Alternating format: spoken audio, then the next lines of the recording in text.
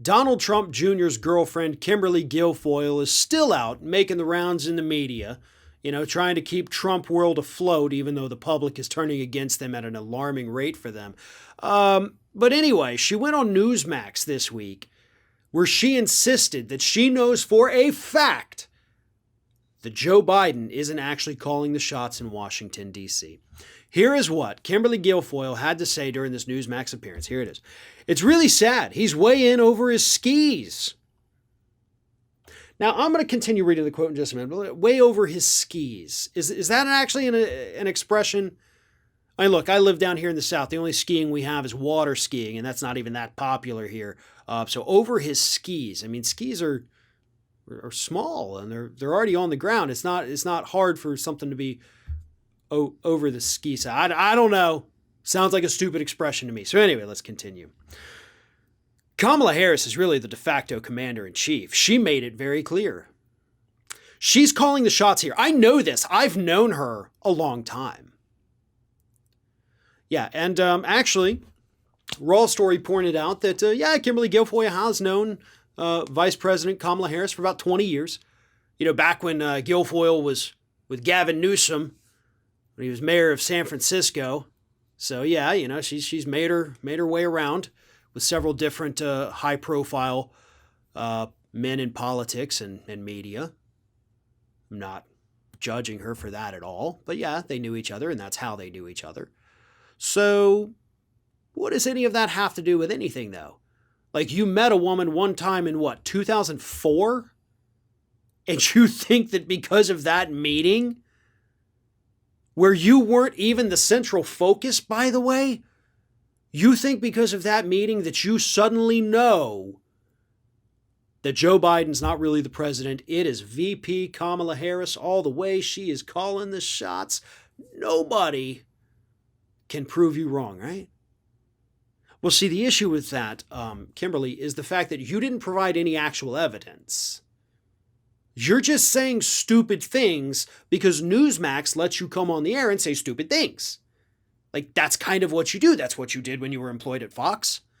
You don't have to have facts and figures and statistics or, that little thing we like to call evidence to back up your claims. Oh, God, no. That's not for you, is it? No.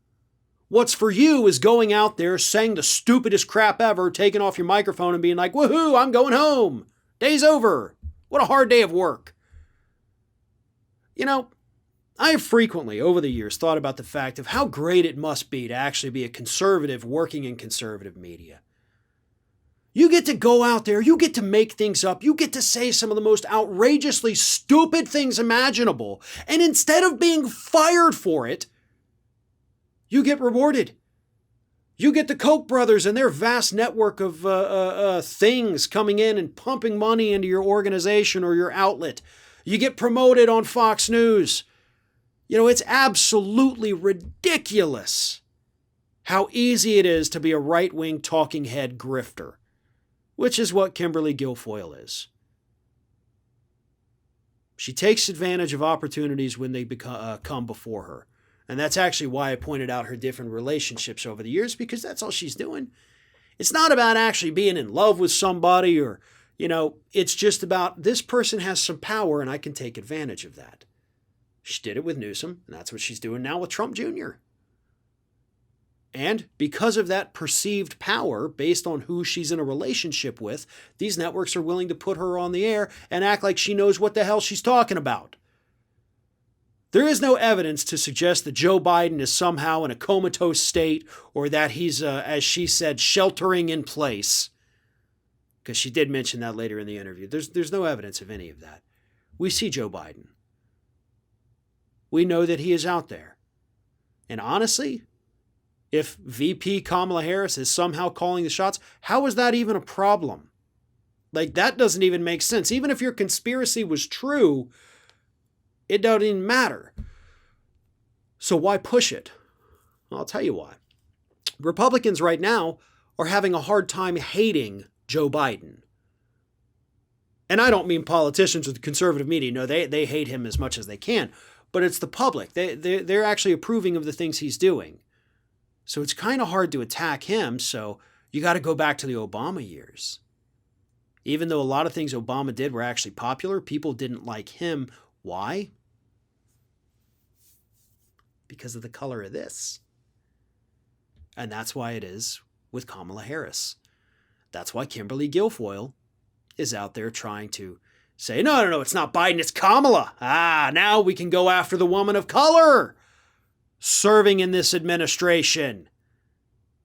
And that's why she's doing this. She thinks it's an easier mark. She thinks it's a mark that will get the Republican base all riled up, just like they did under Obama, for no other reason than they don't like the color of that person's skin. That, folks, is what this is all about.